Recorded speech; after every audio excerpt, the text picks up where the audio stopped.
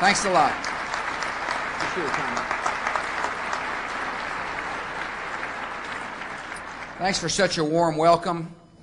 I appreciate the invitation. I'm honored to be with so many of our nation's fine physicians and their loved ones. You've come to our capital when this government faces many critical issues. You're here in an historic time. We have got a lot of responsibilities. Here in Washington, we have the responsibility to defend the American people against the threats of a new era. We have a responsibility to win the first war of the 21st century. And we're working hard to win that war. Over the weekend, American and Pakistani authorities struck a serious blow to al-Qaeda by arresting Khalid Sheikh Mohammed, the top operational planner, the top killer of the al-Qaeda network, the man who masterminded the September the 11th attacks, is no longer a problem to the United States of America.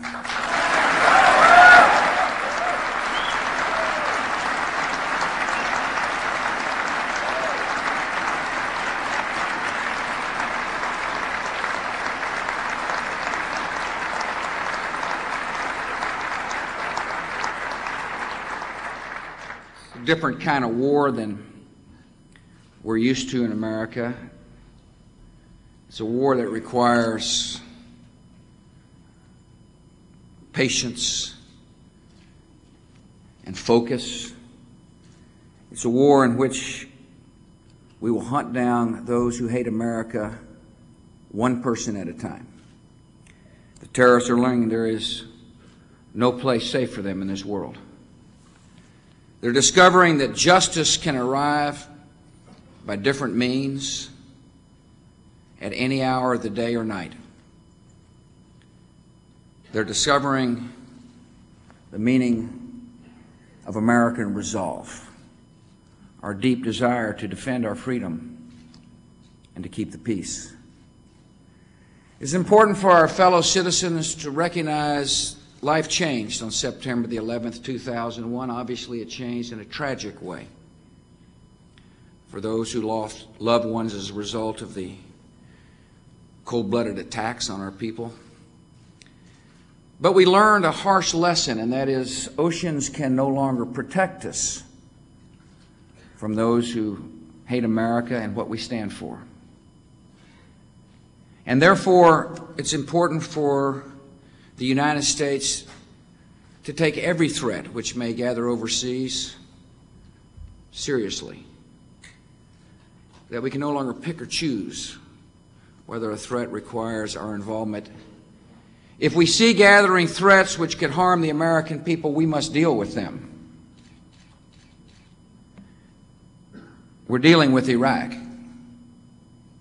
because the dictator of Iraq has got weapons of mass destruction. He's used weapons of mass destruction on his own people. He can't stand America. He can't stand our friends. He can't stand our allies. He's got connections to terrorist networks. The first war of the 21st century requires the United States to work with international bodies to deal with these threats, and we will continue to do so. I went to the United Nations to remind them that that body has a responsibility to make sure its words mean something. I reminded them that for 12 long years, the United Nations has asked Saddam to disarm because he's dangerous.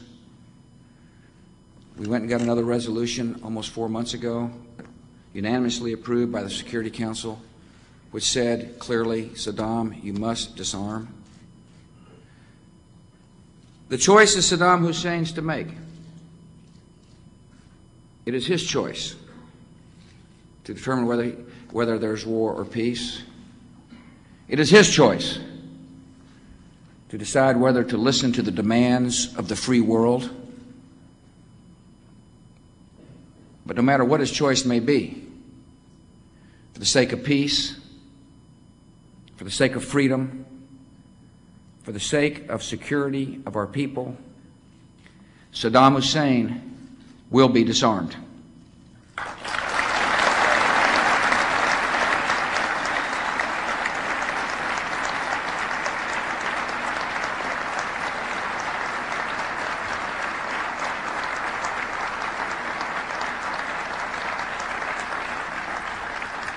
We have a responsibility to create jobs and increase the momentum of our economy. The role of government is not to create wealth, but an environment in which the entrepreneurial spirit of America can flourish. That's why I'm working with Congress to accelerate tax relief, which they've already passed, to get rid of the double taxation of dividends, to encourage investment. The more money people have in their pockets, the more likely it is they'll demand a good or a service, and when they demand a good or a service in the marketplace, somebody will provide that good or service, and when they do, somebody in America is more likely to find work.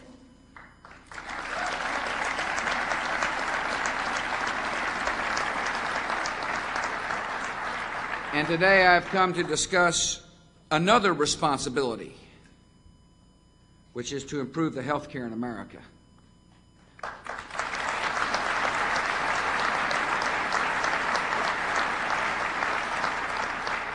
Our vision, our goal is a system in which all Americans have got a good insurance policy, in which all Americans can choose their own doctor, in which seniors and low-income citizens receive the help they need, in which the system is one in which the patient-doctor relationship is the center of good medical care.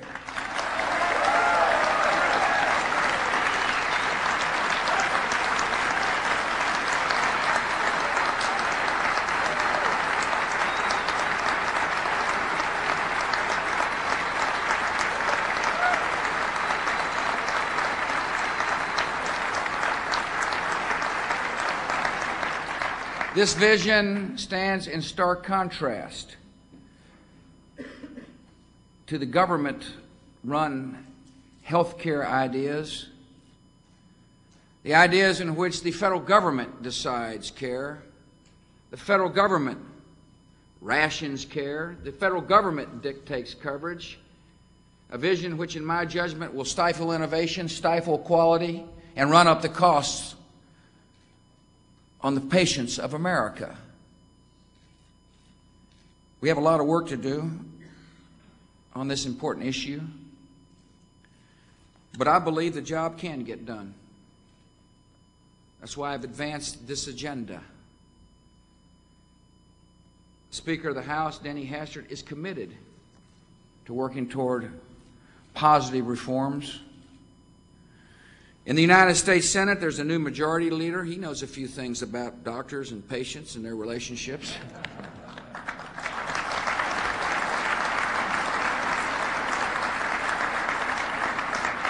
I'm here to ask for your help and let you know that we're going to seize the moment and work with people in both parties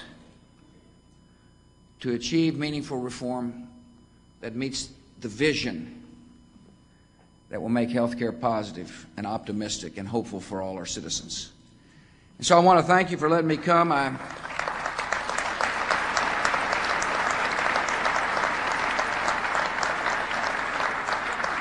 appreciate Yank Coble. They told me a guy from Jacksonville, Florida named Yank was going to introduce me. I asked him why Yank. He said he didn't have enough time to explain it. I'm honored that Tommy Thompson is here. Tommy's doing a fine job.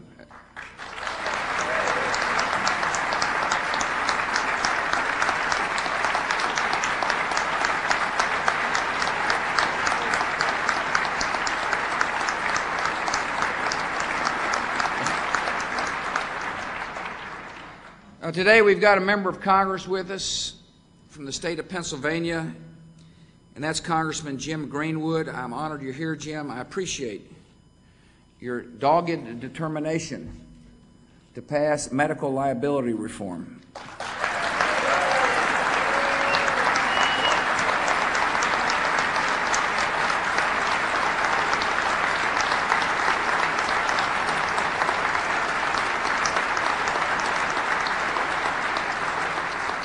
I want to thank Mike Maves and Ed Hill, all the members of the American Medical Association Board of Trustees, and thank you all for coming. Americans are proud of their doctors and proud of their nurses, proud of the medical professionals in our country. Our nation has the finest medical professionals in the world. You are more than members of a profession. You are each living out a great calling. You show your concern for patients through years of training and lifetimes of commitment to the well-being of others.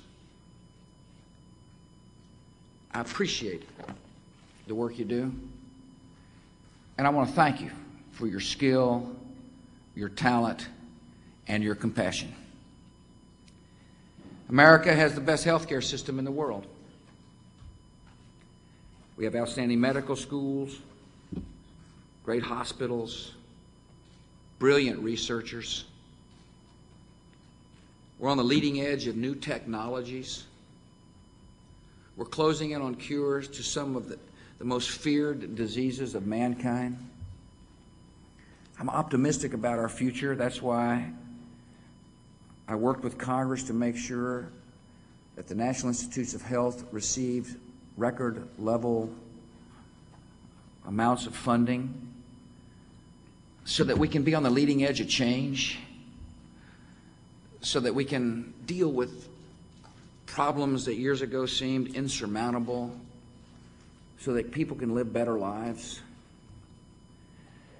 Yet amidst the optimism, it's important for us to recognize there are serious challenges that we have in healthcare, and we must confront them now and not wait. Too many of our citizens go without health care. I propose refundable tax credits to help low-income people purchase their own health insurance.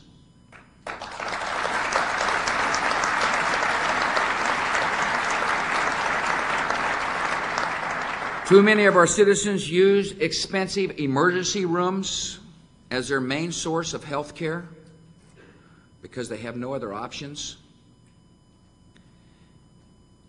We need to make sure those folks have preventative care and treatment before they go to an emergency room, and that's why I proposed and Congress passed increased funding for community and migrant health centers all across the country.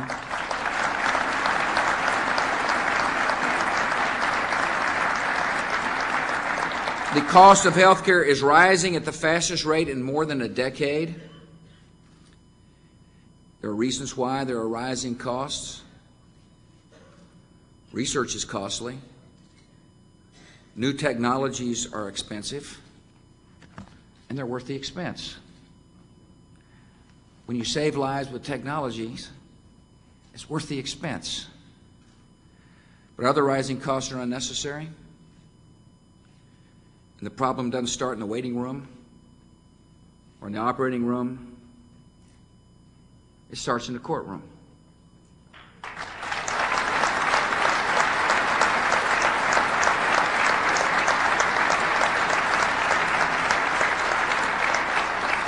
We have a problem in America. There are too many frivolous lawsuits against good doctors, and the patients are paying the price.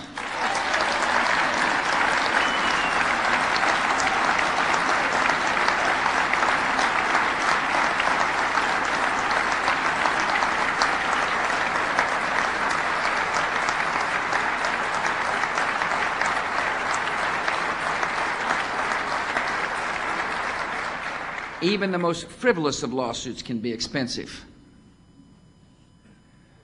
A doctor and his or her insurance company must spend money to fight the frivolous lawsuit, or in many cases settle it to get rid of it. Either way, premiums go up. Either way, the patient pays. When liability premiums get too expensive, some docs stop seeing patients. If one of the goals of a good healthcare system is for it to be affordable and accessible, and if lawsuits are running up the cost of medicine and or driving docs out of business because practicing a medicine is too expensive, we got to do something about it. We got to make sure that the stories I hear about are remedied with good law. I was in Scranton, Pennsylvania, and met Deborah D'Angelo. Fine lady. She's got a great safety record in her pain management clinic. She loved living in Scranton because that's where she was raised. She wanted to practice her talents with the people with whom she was raised. Her liability insurance became so expensive that she couldn't practice medicine in Scranton, Pennsylvania anymore. And she shut down her clinic, which employed 10 and served 2,000 patients. She, in describing her story, she was heartbroken that she couldn't practice where she wanted to practice. She wasn't heartbroken for herself. She was heartbroken for the patients for whom she had great concern and great care. She and her family moved to Hershey, where she's working for a hospital which is covering her insurance needs. Scranton, Pennsylvania, lost a fine person because liability insurance drove her out of town. No good doctor should be forced to leave a community they know and serve simply because of the costs of insurance.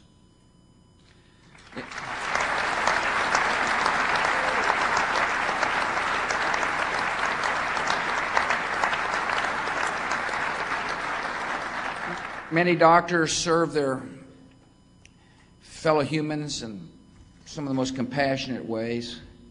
I went down to Mississippi, met a man who had moved to Mississippi to provide health care for some of our most neediest citizens, health care in the Delta region of Mississippi, part of our country where we need docs.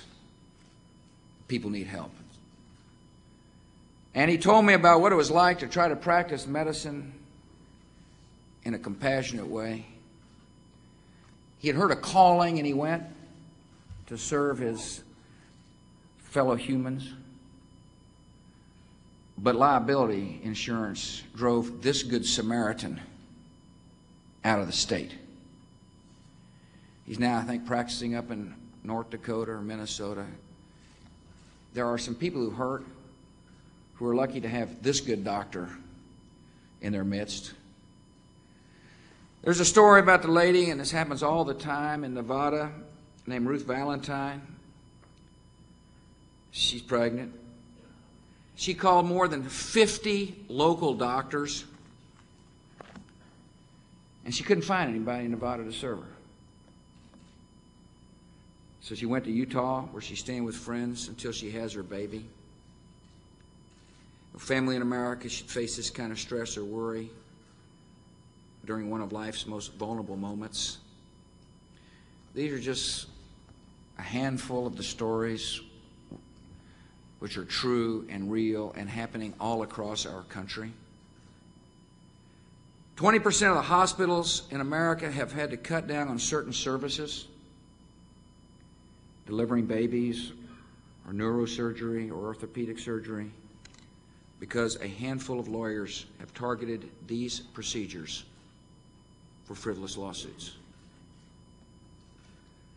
At the same time, doctors and hospitals are overusing certain tests and treatments as defensive measures to avoid litigation. A recent survey of doctors showed the extent of defensive medicine in America. 8 out of 10 doctors say they have ordered more tests than they need to. 3 of 4 refer patients to specialists more often than they believe is medically necessary. 4 out of 10 prescribe antibiotics more often than they think is needed. all of this defensive medicine is rising costs for patients, for states, and for the federal government. The direct costs of liability insurance and the indirect costs from defensive medicine raise the federal government's health care costs by more than $28 billion a year. When the federal government gets hit by higher medical costs, the taxpayers foot the bill. This is a national problem, something which affects our budget so significantly requires a national solution.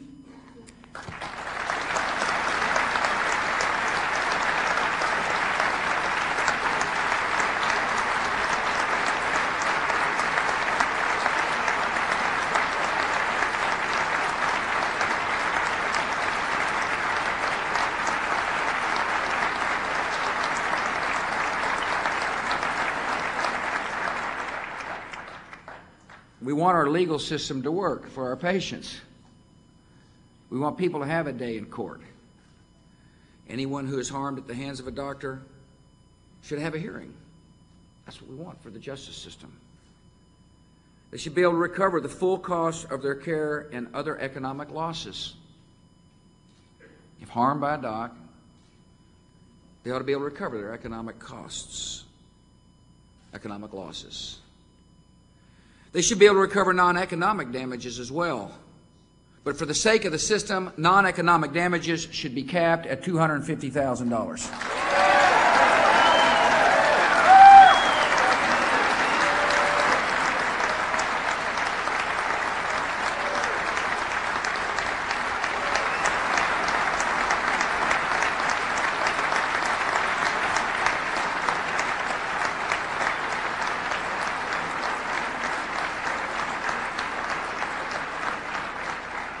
If harm is caused by serious misconduct, patients should also be able to seek reasonable punitive damages. Without fair and reasonable limits, the legal system looks more and more like a lottery. And with the trial lawyers getting as much as 40% of the awards and settlements, it's pretty clear who's holding the winning ticket.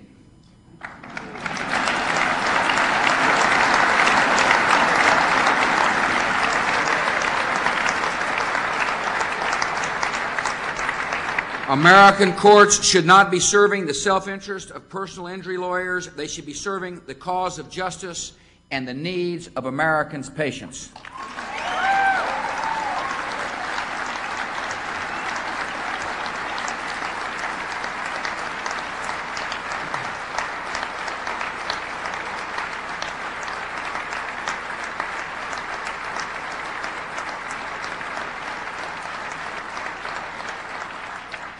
Last year, thanks to Jim Greenwood and other members of Congress, the House of Representatives passed good medical liability reforms. But the Senate failed to act. Since then, the problem has only gotten worse. We need to pass medical liability reform through both houses. You need to contact your senators. Doesn't matter what political party they're in. You need to contact them. You need to explain the problem in clear terms. I want to sign good medical liability reform this year.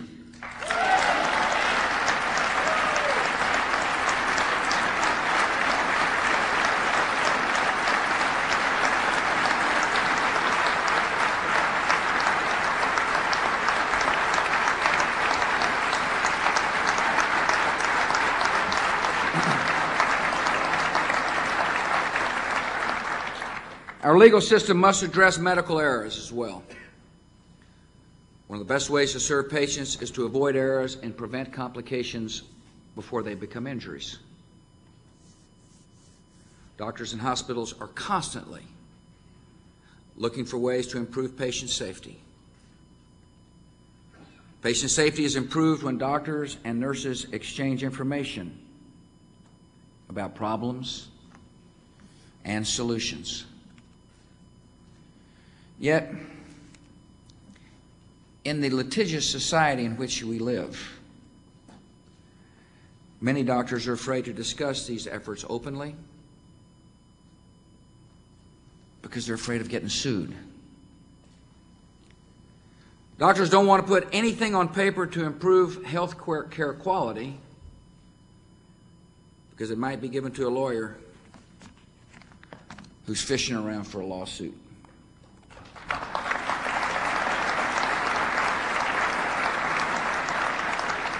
I'm going to ask Congress to pass a law to make sure that information developed for the safety and care of patients is not used by lawyers against doctors and hospitals.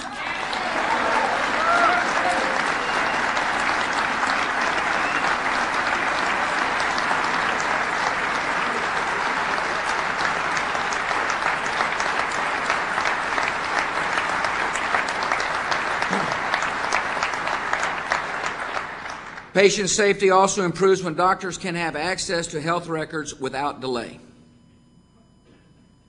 When a patient has a medical emergency far from home, the attending physician should have quick access to that person's medical records.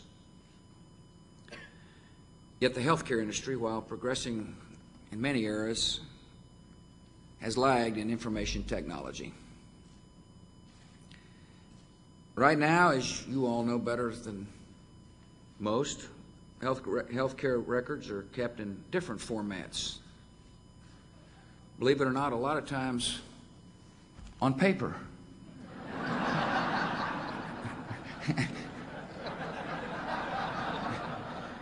In files that can get lost.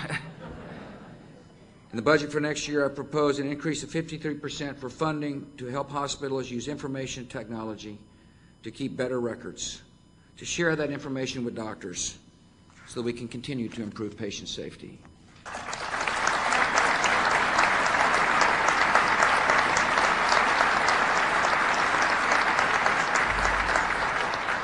Tommy Thompson and his department are leading the way, and they're making good use of information technology.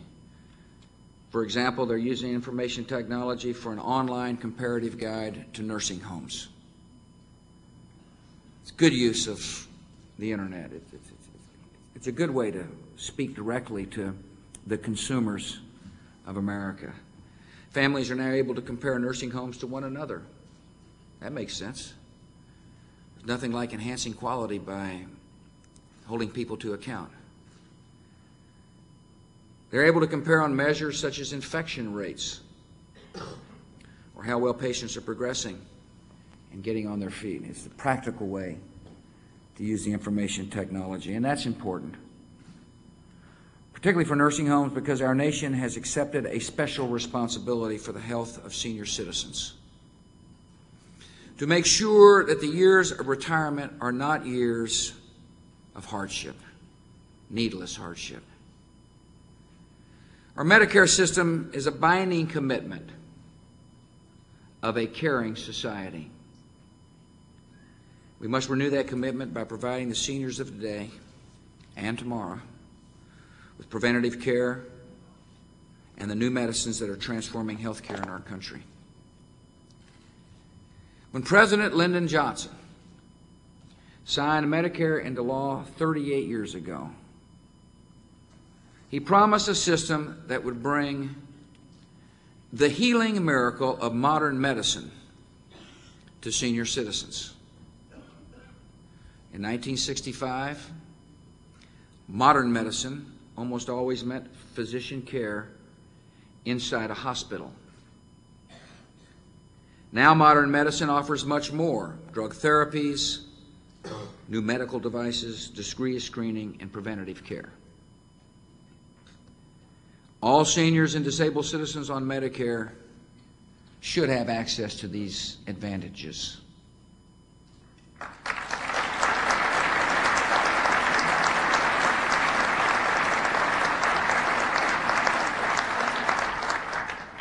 They do not. Compared to people with private health plans, Medicare patients have limited choices.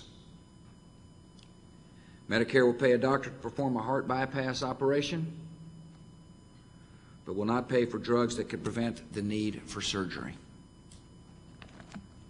Medicare will pay for an amputation, but not for the insulin that could help diabetes patients avoid losing their limbs. Medicare will pay for chemotherapy and cancer surgery, but after private insurers made annual mammograms a standard benefit, it took 10 years for Medicare to do the same, and then only because the United States Congress passed a law.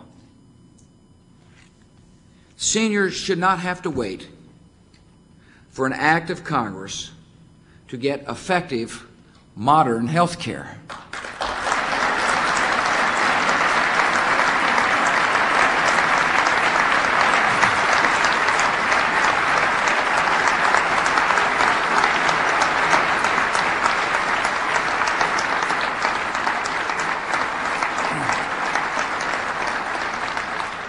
Medicare does not protect our seniors from overwhelming hospital bills. If you have to go to a hospital, Medicare charges you an $840 deductible. After 2 months, you're charged $210 a day. After 3 months, Medicare charges $420 a day. And after 5 months, Medicare leaves you with the whole bill. By comparison, the standard plan for members of the United States Congress and other federal employees charges a copayment of $100 when you enter the hospital and not $1 more, no matter how long you have to stay. Medicare is supposed to protect the savings of our seniors. In many cases, it doesn't. Recently went out to Grand Rapids, Michigan, and met Pat Wall. She suffers from rheumatoid arthritis. That requires expensive medicine. She lost her husband in the year 2000. She lost his health coverage. She had to depend entirely on Medicare. Soon her medical bills began to exceed her income, and she was forced to sell her house. It's an incredibly sad story when you think about it. Certainly sad listening to Pat in Grand Rapids. They're unnecessary stories. We can and we must improve Medicare and protect our seniors from runaway health care costs. And we will need broad cooperation to move forward. We're working closely, I say we, my administration, Tommy, and members of my staff and members of his staff are working closely with good and serious-minded leaders in both houses, leaders such as Senators Frist and Grassley and Breaux, Speaker Hastert and Congressman Thomas and Tozan. We share a basic commitment to get something done, and we share a commitment to these goals of reform. A modern Medicare system must offer more choices and better benefits to every senior. All seniors.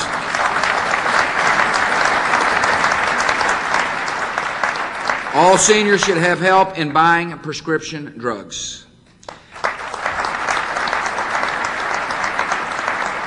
Those who can least afford them should have extra help. Seniors should be protected from out-of-control premium increases. And all seniors should be able to choose the health care plan that best fits their needs without being forced into an HMO.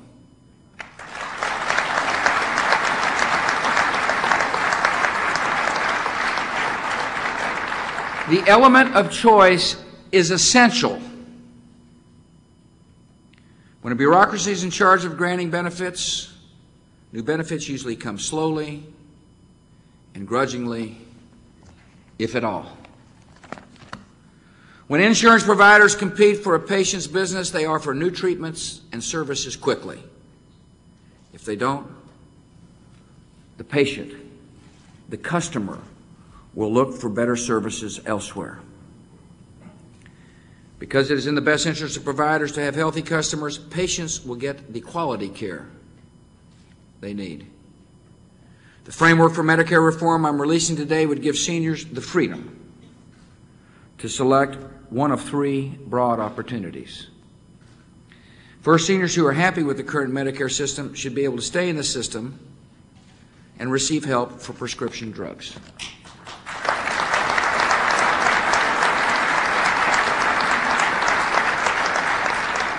To reform the current system, I propose we issue a discount card that will reduce the cost of prescription drugs for every senior by 10 to 25%.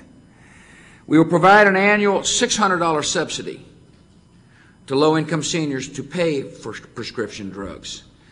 And we will set annual limits on the amount seniors will have to spend out of pocket on drugs at no additional premium.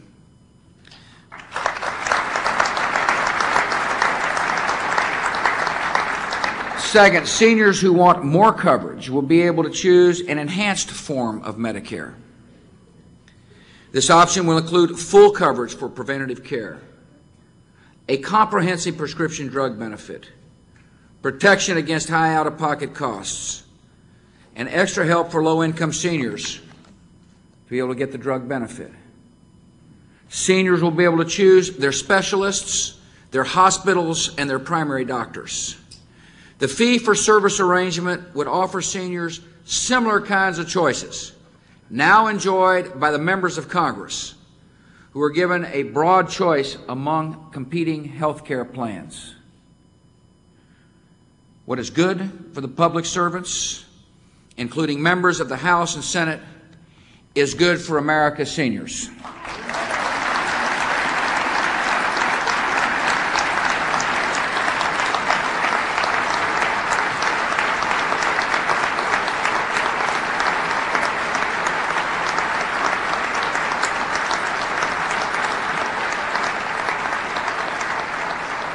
Third, seniors who want the kind of benefits available in managed care plans, including prescription drug coverage, will have that choice as well. This option would place seniors in an affordable network of doctors, provide drug coverage, and allow seniors to keep their out-of-pocket costs to a minimum. Moving toward this system will take time. And as we make these changes, all American seniors will receive a prescription drug discount card to use right away. And low-income seniors will be eligible immediately for the annual $600 Medicare prescription benefit.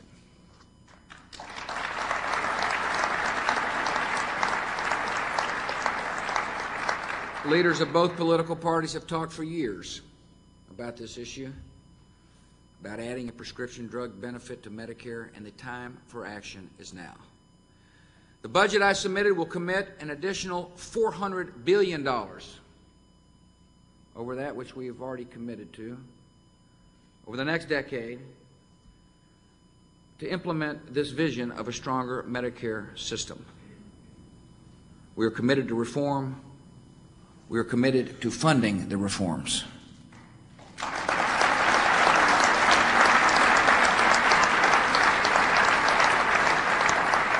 We have a responsibility, the docs, those of us in elected office, America's seniors, to work together to make sure Medicare fulfills its promise for this generation and for generations to come.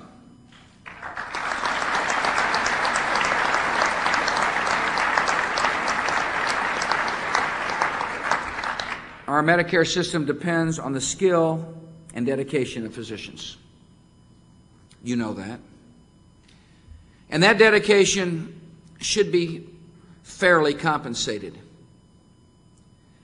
As Yank mentioned, we work with Congress to protect doctors from deep cuts in Medicare disbursements.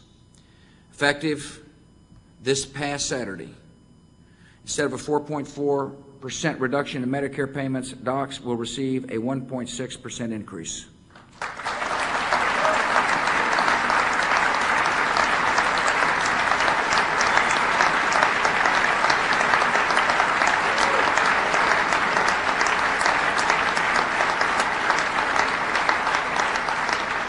This increase is a sign of confidence in our doctors. And I hope that all of you will show your confidence in Medicare by staying in the system. Medicare needs you. Our seniors need you. Whether the issue is reforming Medicare, enhancing patient safety, or correcting abuses in the legal system, the stakes are high. We must make sure that the choices of patients and the judgment of doctors are at the center of American health care. We must preserve the great innovation and quality of private medicine. We must keep our commitments to the elderly and help bring the healing miracle of modern medicine to the people who need it in our time.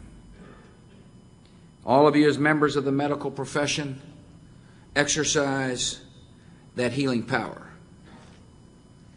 and uphold a great trust. I appreciate the work you do. You have my respect.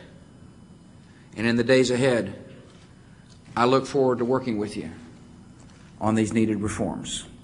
May God bless your work, and may God continue to bless America.